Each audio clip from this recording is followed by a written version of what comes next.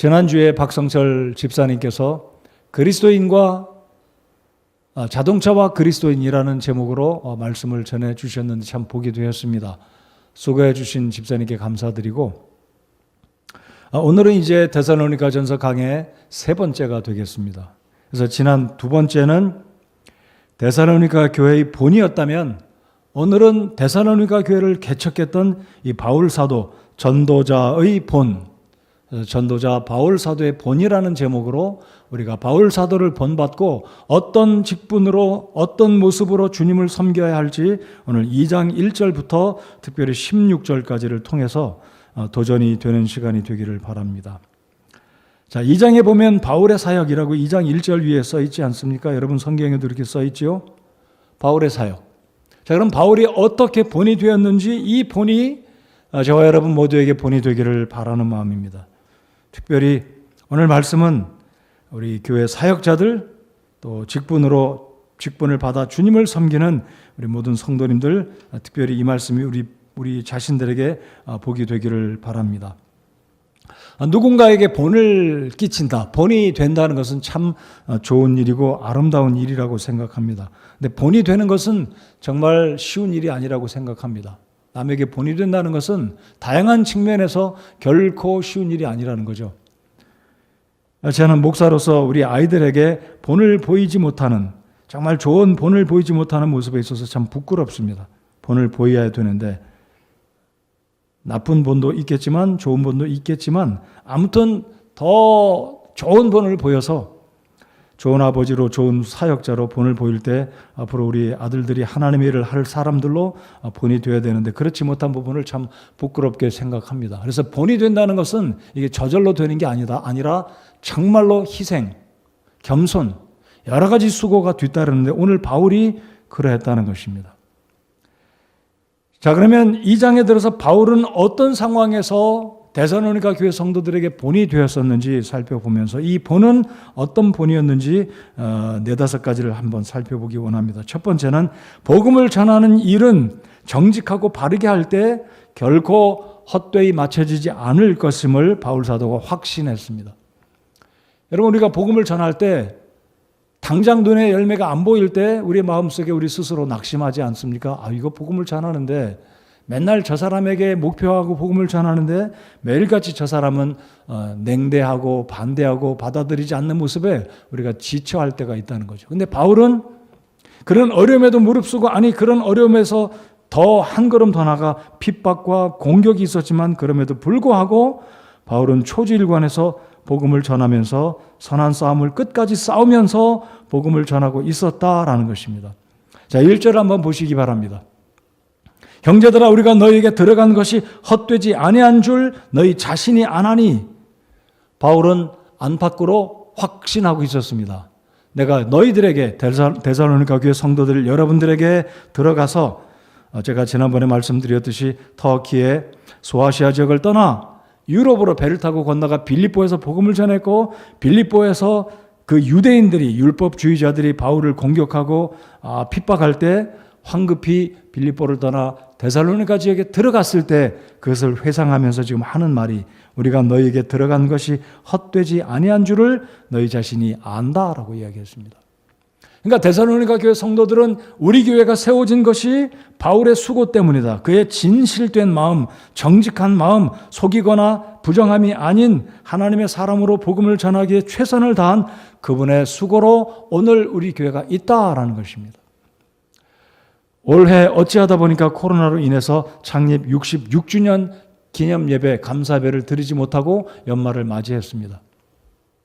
제 마음속에서는 그냥 올해 이렇게 너무 늦게 밀렸기 때문에 창립 기념 예배를 못 드릴 것 같다는 생각이 들어요. 제가 확실히 결정한 건 아니지만은, 자, 그렇지만 우리 마음속에서 어제도 그저께죠, 곽인재 목사님 안수 예배를 통해서 하나님께 영광 올려드리고, 또 우리 교회 한 사람의 성령으로 기름 부음 받은 이 하나님의 종이 한 사람이 나올 수 있었다는 걸 생각해보고, 또 거슬러 올라가면 우리 교회가 있기까지 표수다 선교사님이 50년대 중반에 얼마나 열악한 한국의 상황입니까? 한국 전쟁이 끝마치고 정말로 열악한 이곳에 선교사님이 오셔서 복음을 전할 때 그 결과로 오늘 우리 교회가 있고 저와 여러분이 이곳에 있다고 믿고 감사를 드리지 않을 수가 없습니다. 감사하시잖아요. 자, 이 복음의 역사는 우리가 생각하지 않았던, 우리가 기대하지 않았던 것처럼 놀랍게 더 귀한 역사들을 이루는 것. 결코 하나님의 복음의 역사, 그 땀과 수고는 결코 헛되지 않다는 것을 우리가 알고 바로 데살로니가 교회 성도들이 안다는 것입니다. 자, 그러면 바울이 어떻게 복음을 전했습니까? 2절을 보시기 바랍니다. 자, 바울은 두 가지를 알고 있다고 이야기합니다. 너희가 아는 바와 같이 1절 하반절에 너희가 안다고 이야기했고 2절에서도 너희가 아는 바와 같이 우리가 전에 빌립보에서 고난을 당하고 또 치욕을 당한 뒤에 많은 싸움을 싸우며, 아마 바울이 빌립보에서 황급히 매를 맞고 죽을 뻔했잖아요. 빌립보 감옥에서 쇠사슬에 손과 발이 묶여있는 채로 엄청난 고난을 겪었던 그 이야기를 아마 바울을 통해서 들었을 것이고 들려오는 소식에 의해서 아마 들었을지 모르겠습니다.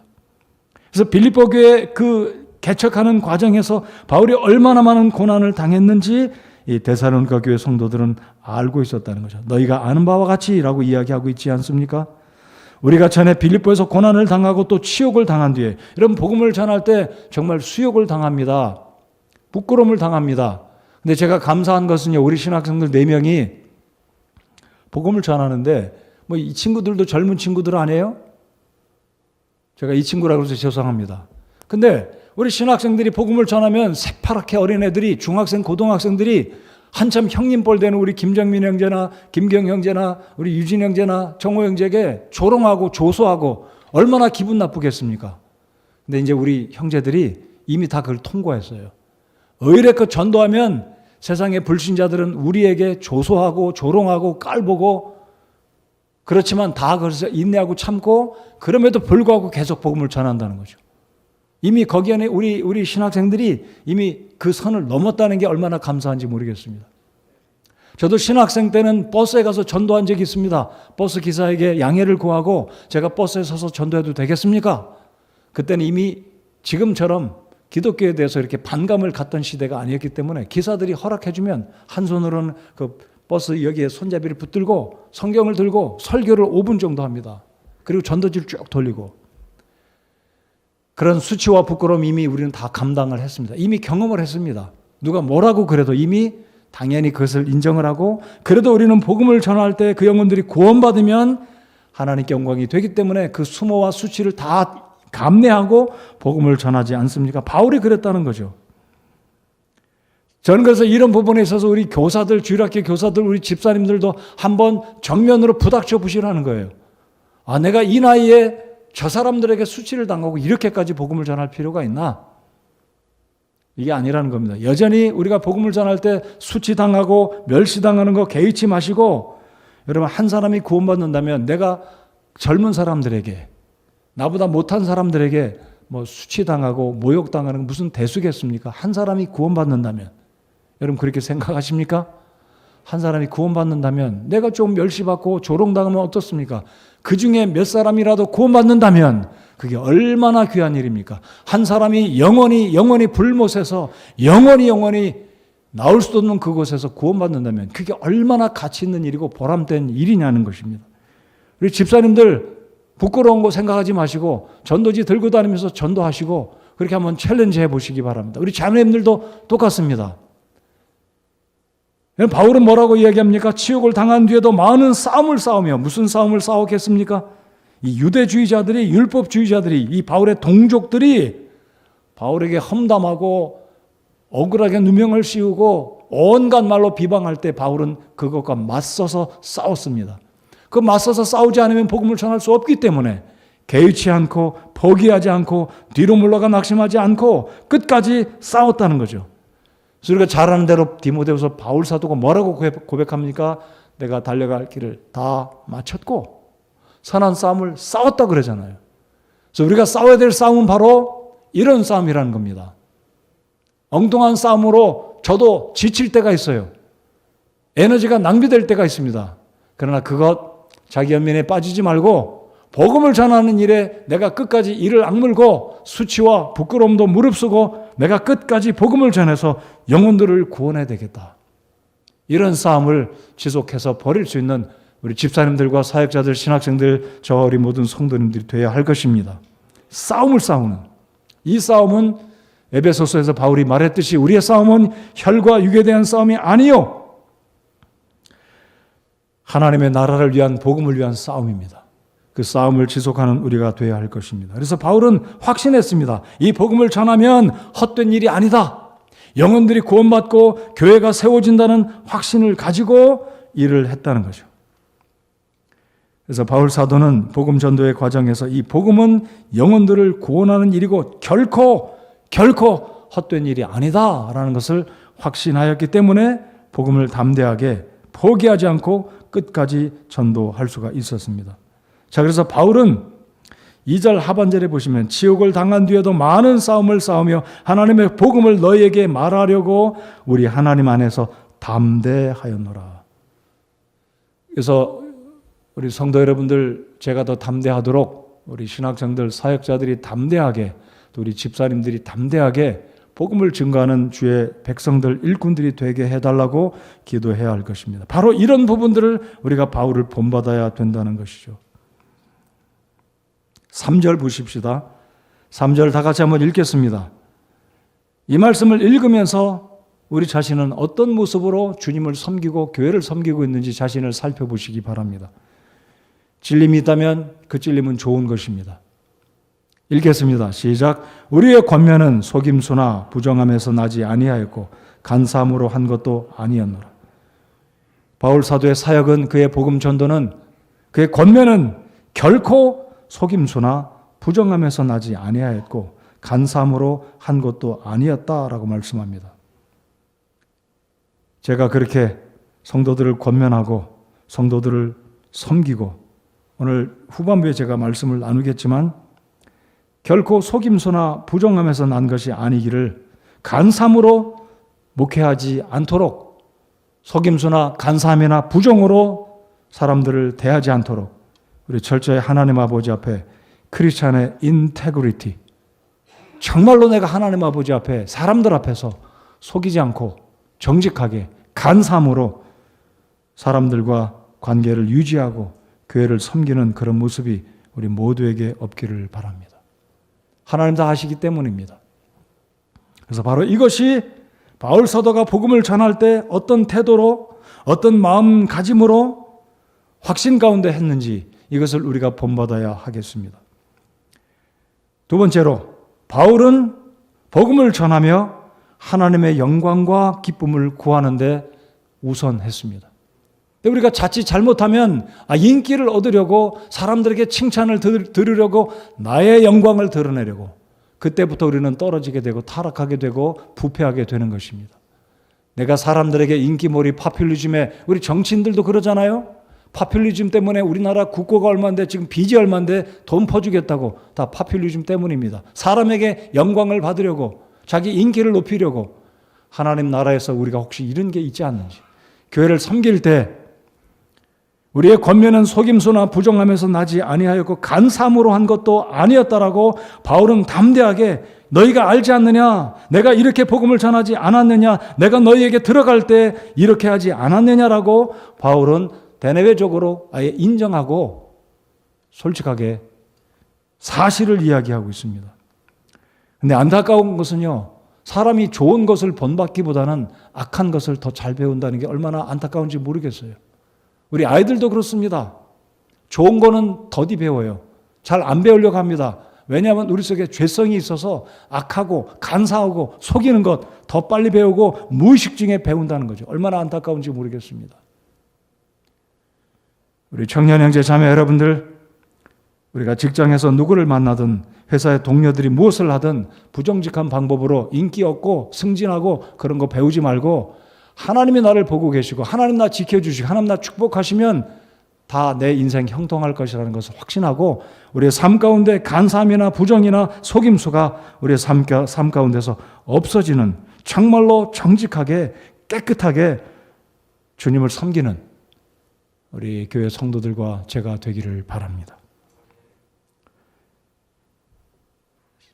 그래서 4절에 보면 다만 우리는 하나님의 허락을 받아 복음을 위탁받은 대로 말하노니, 여러분 바울이 위탁받았다고 말하는 것은 얼마나 겸손한 표현인지 모르겠습니다. 여러분 바울은 사도가 아니었어요? 사도? 그건 얼마든지 내가 사도다, 내 말 잘 들어라고 권위를 가지고 이야기할 수 있고 명령할 수 있었습니다. 근데 바울이 뭐라고 그러냐면 나도 하나님의, 다만 우리는, 바울과 디모데와 실로아노는 우리는 하나님의 허락을 받아 복음을 위탁받은 대로 말한다 그랬습니다.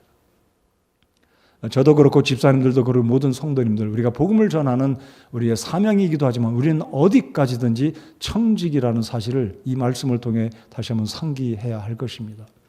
제가 오늘 설교 결론에도 언급할 게 우리는 청지기에 불과합니다. 목사가 권위주의에 빠져서, 집사가 권위주의에 빠져서 이게 무슨 감투로 생각하고 안 내려놓으려고 하고 행사하려고 하면 이거는 근본적으로 내가 하나님 아버지 앞에 청지기라는 이 근본적인 사실을 망각하기 때문입니다. 여러분 우리는 청지기입니다. 믿으십니까? 청지기는 다른 말로 서번트예요. 섬기는 자입니다. 자 보십시오. 하나님께서 허락해 주셨다. 복음을 위탁받았다. 그럼 복음은 내 것이 아니라고 말하는 거 아니겠어요? 위탁받았으니까. 위탁받았다는 것은 넘겨받은 대로 잘 관리하고 전하고 나에게 위탁하신 하나님께 그 명령에서 충성되는 것이 위탁자, 위탁받은 자, 그 관계를 정확하게 바울이 이야기하고 있다고 저는 믿습니다. 우리는 위탁받은, 복음을 위탁받은 대로 말하고 이것은 사람들을 기쁘게 하려 함이 아니요 오직 우리의 마음을 시험하시는 하나님을 기쁘게 하려 함이다. 여러분 4절 중간을 보십시오. 하나님은 우리의 마음을 시험하고 계세요. 네, 복음을 전하는 이 일이, 교회에서 주님을 섬기는 이 과정에서 간삼이 있고 부정한 것이 있고 무엇인가 속임이 있다면 하나님은 다 보고 계시고 알고 계시고 우리의 마음을 시험하고 계시고 때가 되면 하나님이 해결하실 겁니다. 선한 대로 갚으실 것이고 악한 대로 속임이 있고 부정함이 있고 간삼이 있으면 하나님께서 그가 심은 대로 갈라디아서 말씀처럼 사람이 무엇으로 심든지 그대로 거둘 것이다. 우리 하나님 속임당하지 않는 하나님이신 줄 믿습니다. 여러분 16절 보시기 바랍니다. 16절 이방인들이 구원받도록 우리가 그들에게 말하는 것을 금하고 항상 자기 죄들을 가득 채웠나니, 여러분 하나님이 기다리십니다. 가득 채워질 때까지 기다렸다가 하나님이 결국은 때가 되면 하나님이 처리하십니다. 소돔성이 그랬습니다. 고모라가 그랬습니다. 하나님이 처음부터 손대시지 않아요. 보고 계시고 기다리시고 하나님이 안 되겠다. 그러면 하나님 손대십니다. 그때가 되기 전에 우리 자신 돌아보고 우리 모두는 위탁자로 복음을 전달하라는 위탁을 받고 하나님이 우리에게 생명 주시고 기회 주셨습니다. 허락을 받았습니다. 위탁받은 대로 말하고 하나님을 기쁘시게 하는, 사람을 기쁘게 하는 게 아니라. 그래서 5절을 보시겠습니다. 그래서 바울은 앞에서는 거짓이나 속임이나 부정함이 없다 말하고 이제 5절에서 또다시 중복해서 이런 말을 합니다. 5절에 너희가 아는 바와 같이 우리가 어떤 때에도 아첨하는 말들이나 탐욕의 탈을 사용하지 아니하였나니 하나님께서 증인이시니라. 바울은 담대했어요. 전혀 꺼릴 김이 없었습니다. 그래서 사도행전 20장에 보면 바울 사도가 3차 선교를 마치고 예루살렘에 내려가면 그가 포박당하고 죽음을 맞이할 수도 있는 그 상황을 알면서도 뭐라고 고백하냐면 밀라도에서 장로들을 초청하고 목회자들을 초청해서 이런 말을 합니다. 내가 어느 때든지 은이나 금이나 의복을 탐하지 않았다라고 얘기합니다. 바울은 이 말 한 그대로입니다.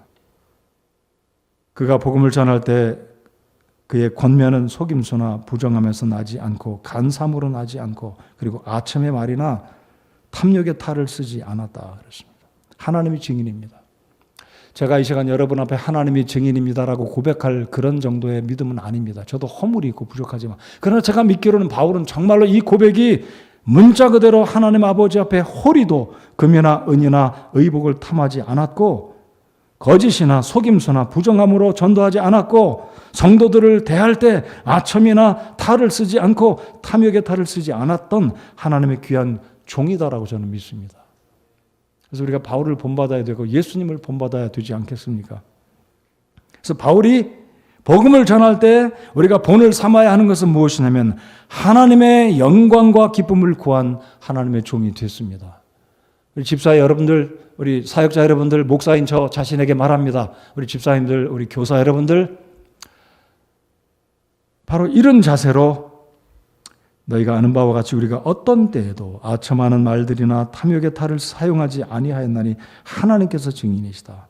하나님이 우리의 증인이 될 수 있는 그런 삶이 되시기를 바랍니다. 귀한 교회를 섬겨나갈 때 이런 모습으로 섬긴다면 하나님이 얼마나 기뻐하시겠습니까? 바른 동기로, 바른 자세로 살아갈 때, 자, 제가 다시 읽어드리겠습니다. 바른 동기를 가지고 살 때는 바른 자세로 나옵니다. 근데 이 동기가 비뚤어지면 자세가 뒤틀려서 잘못된 자세로 나오죠. 그래서 바른 동기로 내가 주님을 섬기고 있는지, 바른 동기로 동료 집사님들을 대하고 형제 자매들을 대하고 교회 사역자들을 대하고 있는지, 직장에서도 바른 동기로 일하고 있는지. 여러분 꼭 기억하십시오. 동기가 잘못되면 반드시 아웃풋은 잘못되게 되어 있습니다. 내 마음속에서 동기가 잘못되면 그것이 꼬여가지고 왜곡되고 거짓되고 속이고 과장되고 잘못 나온다는 거죠. 나도 모르게 그렇게 변해집니다. 물듭니다.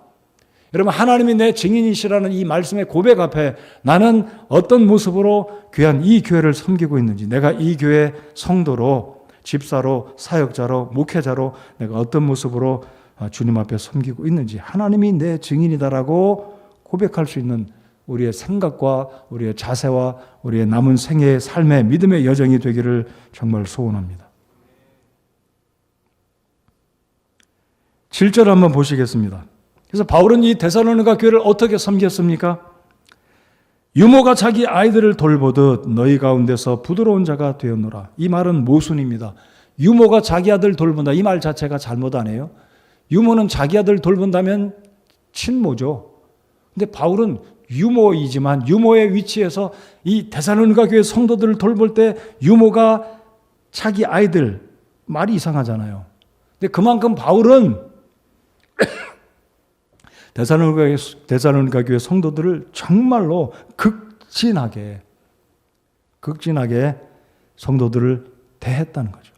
8절, 우리가 이같이 너희를 다정하게 사모하여 하나님의 복음뿐 아니라 우리 자신의 혼까지도 너희에게 기꺼이 나눠주고자 함은 너희가 우리에게 소중하였기 때문이라. 여러분, 혼까지 내줬다는 말은 목숨을 다했다는 거예요. 우리말에 이런 말 있잖아요. 혼신을 다했다. 혼신을 다했다. 바울이 바로 그런 마음으로 성도들을 섬겼다는 거죠. 9절 다 같이 한번 읽어보겠습니다. 9절 시작.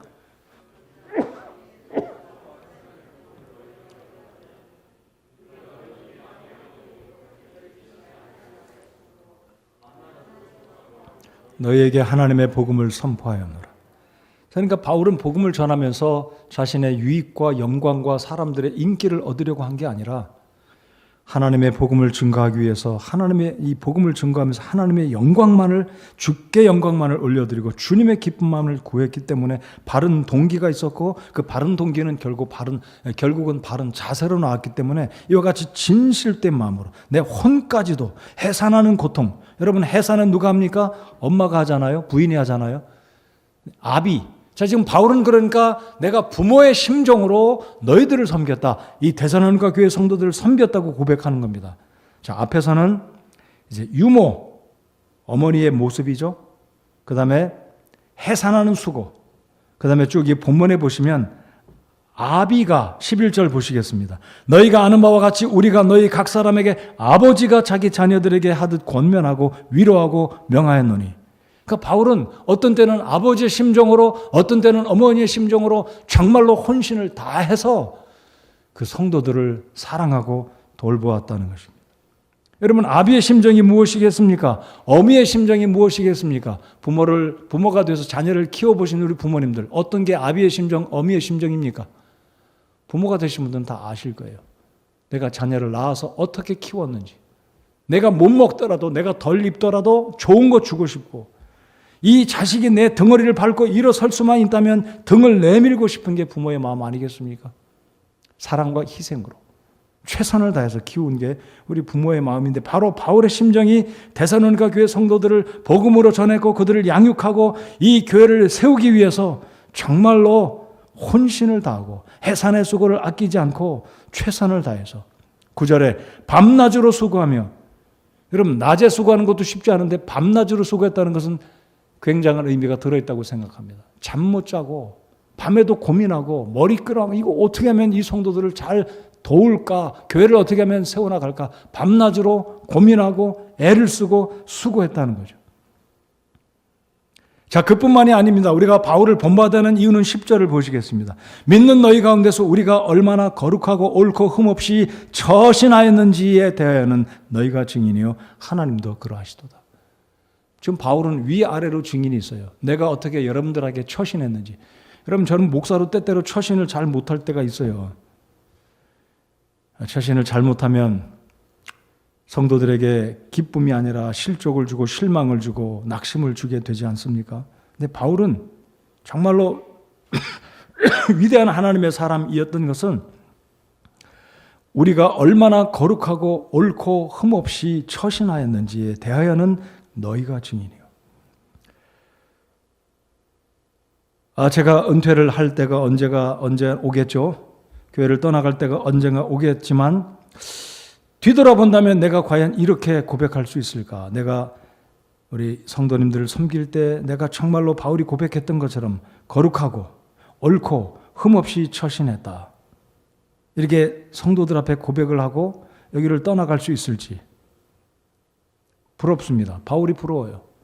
제가 우리 선배 목사님들께 부럽다고 표현한 것이 이런 표현이에요. 지난 친교회 기간 중에도 진영철 목사님과 잠깐 만나 교제를 했습니다. 진 목사님이 광주에 내려가신 지 우리 교회에서 정말로 이 표현을 쓰겠습니다. 새파란 나이에 가셨어요. 젊은 나이에 가셨어요. 지금 올해가 딱 70 되셨습니다. 30세에 가신 거예요. 40년간을 한 교회에서 목회를 하시고 이번 11월 마지막 주에 은퇴를 하시는데 제가 그랬습니다. 목사님, 제가 정말 부럽습니다. 목사가 부러운 사람은 한 교회에서 목회의 임기를 끝까지 최선을 다해서 다 하고 자기 임기가 끝마치고 마치는 것이 정말 저는 부럽습니다. 제가 다른 게 부러운 게 어디 있겠어요? 제가 지난번에도 말씀드렸듯이 목사가 부러운 사람은 목회를 잘하는 사람이 부럽다. 솔직한 고백입니다. 또다시 고백을 한다면 부러운 것은 진짜 임기까지 잘 마치고 최선을 다해서 교회를 섬기다가 하나님이 정하신 그때에 딱 은퇴하는 게 정말 저는 부럽습니다. 그래서 바울이 지금 고백한 우리가 얼마나 거룩하고 옳고 흠없이 처신하였는지에 대하여는 너희가 증인이요 하나님도 그러하시도다 그랬습니다. 그래서 바울은 복음을 전할 때 최선을 다해서 증거하고 수고했습니다. 밤낮으로 잠자지 못하고 고민하며 수고하고 복음을 선포하는 그 일에 처신도 잘하며 옳고 흠없이.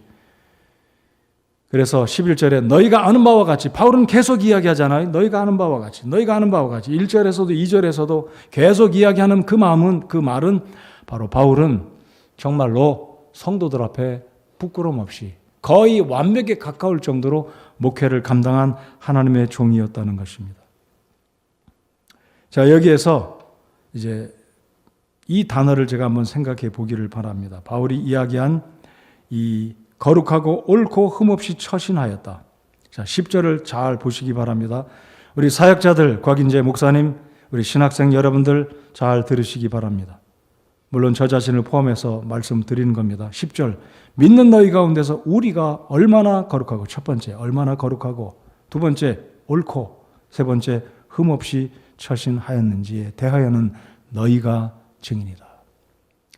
우리 신학생 여러분들, 사역자 여러분들, 우리가 하나님 아버지 앞에 거룩하고 옳고 흠없이 처신해야 하겠습니다. 쉽지 않은 거죠. 거룩하고 옳고 흠없이.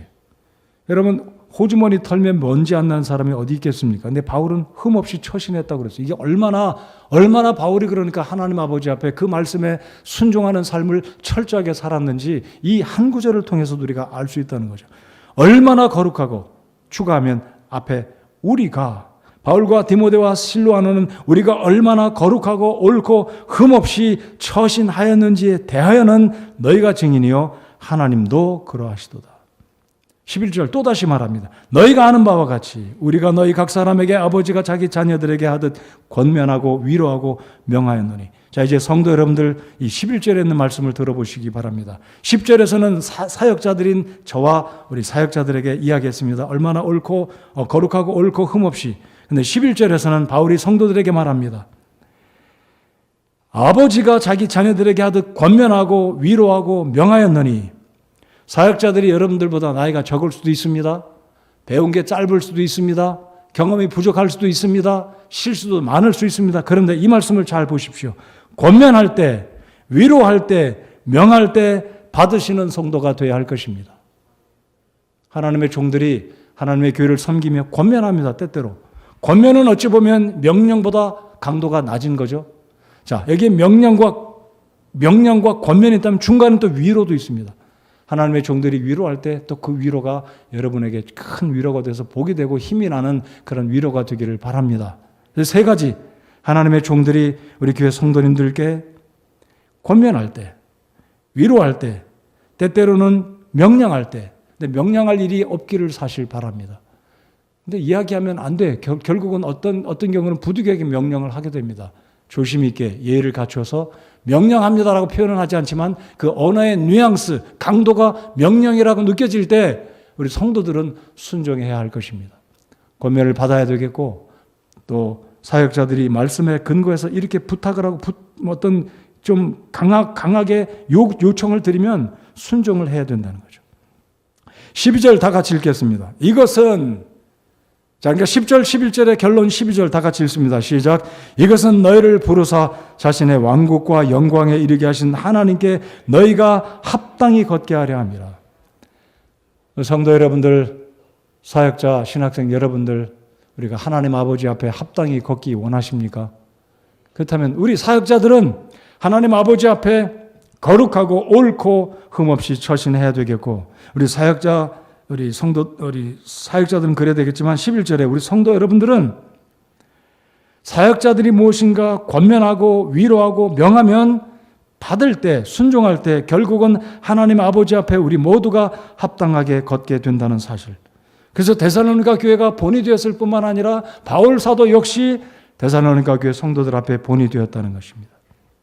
그래서 바울은 첫 번째로 복음을 전할 때 정직하고 바르게 전했을 때 헛되게 돌아가는 것이 아니라 열매가 있다는 것을 확신했고요. 둘째는 복음을 전하며 하나님의 영광과 기쁨을 우선적으로 추구했습니다. 그리고 세 번째로는 복음을 전할 때 최선을 다해서 증거하며 수고를 아끼지 않았습니다. 네 번째는 복음을 전하되 본이 되는 삶을 살았습니다. 어찌 보면 오늘 설교의 중심이 이 네 번째죠. 복음을 전하되 본이 되는 삶을 살았습니다. 그게 바로 10절, 12절에 이미 언급한 하나님이 우리의 증인이다. 너희가 우리 증인이고 하나님도 증인이시다. 바울이 얼마만큼 정말로 성실하게 본이 되었으면 너희가 증인이고 하나님이 증인이다라고 말했겠습니까? 그래서 이 말씀을 생각하며 사역자들은 사역자들대로 또 성도님들은 성도님들대로 이런 모습으로 우리가 주님의 교회를 섬기고 하나님 나라를 섬기고 복음을 전한다면, 바울을 본받아서 그렇게 주님을 섬겨 나간다면 우리가 합당하게 믿음 생활을 하게 된다는 사실을 12절에서 주님이 말씀하십니다. 자, 그래서 이런 결과가 어떻게 이어지고 있는지 13절 하반절을 보시겠습니다. 자, 13절 하반절에 그 말씀이 또한 믿는 너희 안에서 효력 있게 일하느니라 그랬습니다. 효력 있게 일한다. effectually worketh. 예, 킹 제임스이기 때문에 worketh 잘 안 쓰는 단어죠. work, effectually worked. 그러니까 하나님의 그 말씀에 순종했을 때 이 성도들이 데살로니가 교회가 효력 있게 그 말씀이 이들 성도들의 삶에 효력 있게 일한다는 것입니다. 여러분 이 시간 한번 스스로 생각해 보시겠습니다. 여러분 이렇게 스스로 질문해 보십시오. 내가 하나님 말씀에 순종할 때 하나님의 말씀이 내 마음속에 내 삶 속에 효력 있게 일하기를 참 바란다. 왜 질문하셨습니까? 여러분 스스로에게. 내가 하나님 말씀에 순종할 때 하나님의 그 말씀이 내 삶 속에 효력 있게 일하기를 참 바랍니다. 바란다. 그런 마음이 여러분에게 있으신가요? 여러분, 하나님의 말씀이 우리 삶 가운데 효력 있게 일하면 우리의 삶이 형통하고 기쁘고 평안하고 윤택 있고 하나님이 우리에게 복 주시는 줄 믿으시기 바랍니다. 여러분, 하나님의 말씀이 효력 있게 일한다는 것은 놀라운 축복이라고 저는 믿습니다.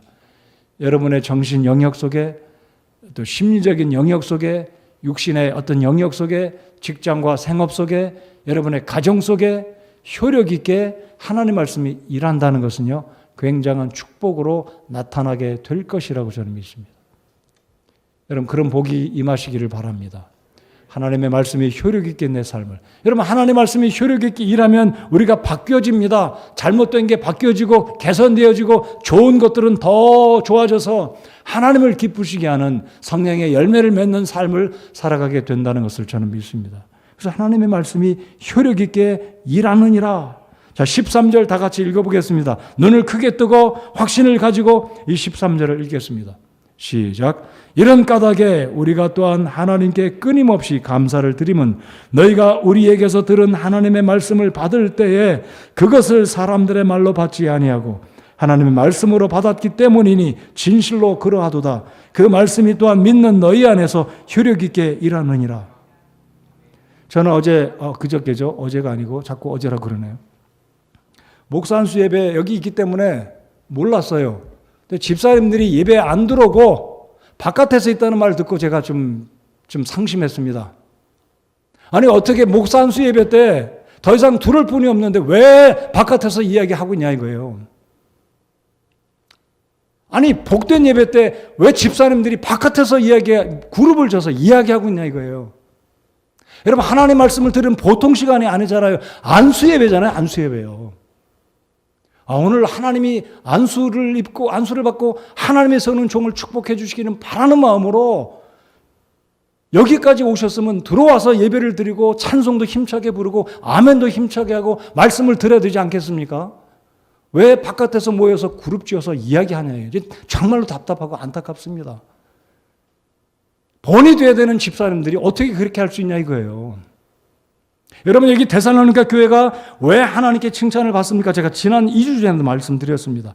이들이 사람의 말로 받지 않고 바울 사도가 증거하는 그 말씀을, 자 보십시오. 너희가 우리에게서 들은 하나님의 말씀을 받을 때 그것을 사람들의 말로 받지 아니하고 하나님의 말씀으로 받았기 때문이니 진실로 그러하도다. 자, 그 결과가 무엇입니까? 그래서 그 말씀이 또한 믿는 너희 안에서 효력 있게 일하느니라. 저는 진짜 누가 손해입니까? 말씀 듣는 시간에 안 듣는 사람 진짜 손해보는 거예요. 여러분, 하나님의 말씀을 귀 기울여 들을 때 그 말씀이 감동이 되고, 제가 2주 전에 이 1장을 전할 때 제가 실명을 언급해서 죄송합니다. 백운호 집사님이 얼마나 복이 됐는지, 목사님 평상시 전할 말씀이 복이 됐지만 이날은 정말로 이 1장의 말씀이 복이 돼서 저한테 몇 번이나 그러죠. 목사님 주일날 또 전해주세요. 백 집사님 얼마나 감동을 받으신지 제가 그 감동의 정도를 잘 못 느끼겠지만 조금 실감은 한 것 같아요. 얼마나 복이 되셨으면 목사님 정말 복이 됐습니다. 주일날 또 전해주세요. 제가 또 전하지는 않았어요. 여러분, 말씀을 들을 때 누가 복 받습니까? 순종하고자 단마음으로 받는 사람은 복 받습니다. 저는 여러분들이 복 받아서 이 말씀처럼 되기 바랍니다. 하나님 말씀을 받을 때 부정적으로 이야기하는 분 복 못 받아요. 믿음 성장 안 합니다. 죽었다 깨어나도 믿음 성장 안 해요. 그 자리에 답보하거나 밑으로 내려가고 좋지 않은 영향만 보이는 거죠. 좋지 않은 영향만 끼치는 거죠. 여러분, 그런 분들이 되기를 원치 않습니다. 제가 후배 목사들에게 좋지 않은 영향 끼치는 사람 되기 원치 않아요. 저희 친교회 속에 제 후배들 얼마나 많아요. 집사님들, 성도님들 잘 생각하십시오. 나 때문에 잘못 영향을 끼친다. 이거 정말 심각한 문제입니다. 우리 청년들이 누구를 보고 배우겠습니까? 우리 집사님들 정말로 정신 차리시기 바랍니다. 이 청년들이 앞으로 우리 교회 집사들이 되고 교회 헌신자들이 될 사람들인데 예배가 시작됐는데도 뒤에 가서 앉아가지고 이상한 이야기만 한다면 우리 청년들이 뭘 배우겠냐 이거예요. 내가 무슨 본을 보이겠냐 이겁니다. 내가 무슨 복을 받겠냐 이겁니다. 하나님의 말씀이 내 삶 가운데 어떻게 효과적으로 나타나게 되느냐 이거예요. 여러분 정말 복 받으시기 원하시고 하나님의 말씀이 내 삶 가운데 효력 있게 일하라면 하나님 말씀을 받을 때 하나님 내게 주시는 말씀이다 생각하고 제가 좀 못났어도 제가 마음에 안 들어도 인간은 내려놓고 저번에 입술을 통해서 하나님이 내게 주시는 말씀이 무엇인지 귀 기울여 듣고 사모하는 사람은 복을 받고 그 말씀이 효력으로 나타날 줄 믿어요. 제가 그 얘기를 전 몰랐잖아요. 여기 있었으니까. 제가 어떻게 다 집사님들 누가 왔는지 뒤에 있는지 어떻게 알겠어요? 제가 그 말 듣고 참 안타까웠습니다. 정말 안타깝습니다. 이 복된 자리 왜 바깥에 있냐 이거예요. 안내할 필요가 없는 시간입니다. 들어와야죠 그러면. 그 말씀이 또한 믿는 너희 안에서 효력 있게 일하느니라. 여러분 하나님의 말씀이 저의 삶 속에 여러분의 삶 속에 일하는 그래서 하나님이 우리의 삶을 축복하는 우리의 영혼이 복받고 몸이 복을 받고 요한 그 3서에서 사도 요한이 말한 것처럼 사랑하는 자야 내 영혼이 잘됨 같이 범사에 잘되는 복이 있기를 바라는 것이 우리 하나님 아버지이신데 그 복을 받을 길을 왜 스스로 거부하고 엉뚱한 그런 모습으로 있냐 이거예요. 13절 다 같이 한번 더 읽겠습니다. 13절 다 같이 읽겠습니다. 시작. 이런 까닭에 우리가 또한 하나님께 끊임없이 감사를 드리면 너희가 우리에게서 들은 하나님의 말씀을 받을 때에 그것을 사람들의 말로 받지 아니하고 하나님의 말씀으로 받았기 때문이니 진실로 그러하도다. 그 말씀이 또한 믿는 너희 안에서 효력 있게 일하느니라. 여러분 하나님 말씀이 살아있음을 믿으십니까? 말씀 안 들으면 그 말씀이 무슨 축복을 우리에게 주시겠어요? 인격적인 하나님이 모든 것을 아시는 하나님이 마음의 중심을 살피시는 하나님이 어떻게 우리에게 복을 주시겠냐는 겁니까? 겸손한 마음으로 예배당에 왔으면 그 귀한 시간에 왔으면 안내 끝마쳤으면 들어와야죠. 우리 집사님, 내 신학생들한테도 그래요. 다 앉지 말고 그 뒤에 2명, 3명 앉지 말고 한 명만 남겨두고 들어와라. 왜 거기에 다 앉아있는 제가 신학생들한테도 그럽니다. 왜 거기 있냐 이거예요. 물론 거기 제 말 들리죠. 예배당에 오는 것과 거기 있는 건 차이가 있어요. 제가 잘못했습니까?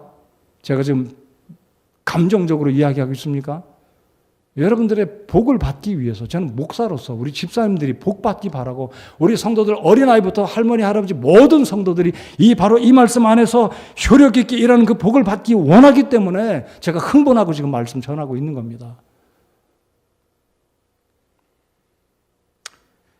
그리고 우리 집사님들은 그런 모습을 보면 좀 책망 좀 해주세요.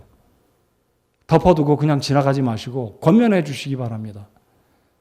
우리 후배들도 이야기할 수 있어. 아니 선배 집사님 그렇게 하면 안 되잖아요. 들으셔야죠.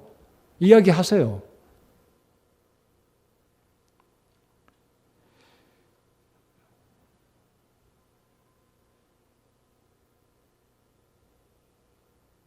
자, 결론으로 이제 살펴보겠습니다. 바울 사도는 복음을 전하되 유대인들의 동족들의 핍박과 도전에도 굴하지 않고 계속해서 전했습니다. 14절부터 16절까지 바울이 복음을 전하면 빌립보에서 어땠습니까? 그 지독한 유대주의자들, 율법주의자들이 바울을 죽이려고 했고 데살로니까지 추격해서 쫓아왔습니다. 베레아까지. 그래서 바울이 할 수 없이 데살로니까, 베레아를 거쳐서 아덴까지 내려왔고 결국은 고린도까지 내려가지 않습니까? 자, 이제 14절부터 보시기 바랍니다. 형제들아 너희는 그리스도 예수님 안에서 유대에 있는 하나님의 교회들을 따르는 자들이 되었나니 유대에 있는 하나님의 교회들을 그러니까 유대인으로서 이제 유대인 신분으로 예수님 믿고 하나님의 교회에 속한 주의 백성들이 되었다라는 것입니다. 그들이 유대인들로부터 고난을 받은 것 같이 너희도 너희 지방 사람들로부터 비슷한 것들로 고난을 받았느니라. 자, 데살로니가 교회 성도들이 핍박을 받았습니다. 유대인들에게 핍박받았어요. 그러니까 유대주의자들에게, 율법주의자들에게 예수 그리스도의 부활을 믿지 않는 그들로부터 이 데살로니가 교회 성도들 가운데 유대인들은 핍박을 받았다는 것입니다. 자, 그런데 15절, 유대인들은 주 예수님과 자기들의 대언자들을 죽이고 우리를 핍박하였으며 하나님을 기쁘게 하지 아니하고 모든 사람을 반대하는 자들이 되어 16절, 이방인들이 구원받도록 우리가 그들에게 말하는 것을 금하고 항상 자기 죄들을 가득 채웠나니, 그 다음 잘 보십시오. 가득 채웠을 때 이로써 진노가 극도로 그들에게 임하였느니라. 하나님이 참고 기다리셨는데 결국은 하나님의 진노가 극도로 임해서 그들을 심판하시고 벌하셨다는 겁니다. 구체적으로 그들에게 어떤 벌이 임했는지 바울은 기록하지 않지만 분명히 하나님은 진노의 잔이 찰 때까지 기다리셨다가 결국은 하나님이 그들을 심판하시고 징계하셨다라고 볼 수 있습니다. 이제 오늘 16절까지 전하고 다음 주에 17절 이후로 또 살펴보겠습니다. 자, 그렇다면 이상과 같은 바울의 전도의 결과는 무엇입니까? 바울이 확신을 가지고 복음을 전했습니다. 모범이 되었습니다. 본을 보이면서 밤낮으로 수고하며 해산의 수고를 아끼지 않고 혼신을 다해서 복음을 전했습니다. 핍박과 공격에도 무릅쓰고 복음을 전했습니다. 교회를 위해서 목양 일념으로 교회를 돌보았습니다. 그 결과는 데살로니가 교회가 든든히 섰던 것입니다. 1절에 형제들아 우리가 너희에게 들어간 것이 헛되지 아니한 줄을 너희 자신이 안다 그랬습니다. 이 교회가 어떻게 서졌는지 바울의 희생과 수고로 하나님의 은혜로 이 교회가 세워진 것을 데살로니가 교회가 알았다는 거죠. 그러므로 바울 사도의 이 복음 전도의 그 열정과 그 수고와 모든 결과는 헛되지 않았다. 영혼들이 구원받았다. 그리고 2절, 3절을 보면 하나님의 능력으로 복음 전도의 열매가 결국은 결실을 맺었다라는 것을 2절, 3절에서 우리가 발견하게 됩니다. 자, 그럼 결론입니다. 그러므로 교회와 하나님의 나라를 위한 이 사역자들, 직분자들, 목회자들, 우리 집사님들, 우리 교회 교사들, 다양한 모습으로 교회를 섬기고 있는 우리 성도 여러분들, 첫 번째로 하나님이 주신 직분은 하나님의 영광을 위해서 정직하고 바르게 직분을 감당해야 한다고 믿습니다. 오늘 말씀처럼 바울이 속임수나 부정함이나 간사함으로 한 것이 아니라 정직하게 바르게 아첨하는 말이 아니라 탐욕의 탈을 쓰지 아니하고 사역을 감당했다는 것을 우리에게 모든 헌신하시는 모든 성도 여러분들 그 이 사실을 기억하고 바울의 본을 받고 나아가서 우리 주 예수님의 본을 받는 우리가 되어야 할 것입니다. 두 번째, 직분자들은 특별히 사람에게 영광을 구하지 말아야 되겠다. 하나님의 영광을 구하고 하나님의 영광만을 위해서 한 길만 바라보고 나아가야 되겠다. 세 번째, 직분자가 구할 것은 주님을 향한 충성이다라는 것입니다. 여러분, 우리 모두는 어찌 보면 직분자들입니다. 여러분 모두가 목회자는 아닙니다. 그렇지만 예수 그리스도께서 승천하시기 직전에 명령하신 모든 민족에게 땅끝까지 이르러 복음을 전하라는 그 명령을 내리신 측면에서는 우리 성도들도 직분자이고 사명자들입니다. 자, 그러므로 직분이 있고 사명을 감당하는 전도의 사명 앞에서, 복음 전도의 사명 앞에서 직분자들이 구할 것은 충성이라는 것입니다. 그래서 4절을 다시 한번 보시겠습니다. 다만 우리는 하나님의 허락을 받아 복음을 위탁하는 대로, 위탁받은 대로 말하노니 위탁받은 청지기들이다라는 사실을 기억하시기 바랍니다. 이 직분을 감당하지 못하면 겸손히 내려놓는 것도 미덕이라고 생각합니다. 감당 못할 바에는 내려놓고 그것이 겸손이다, 그것이 미덕이다라고 생각합니다.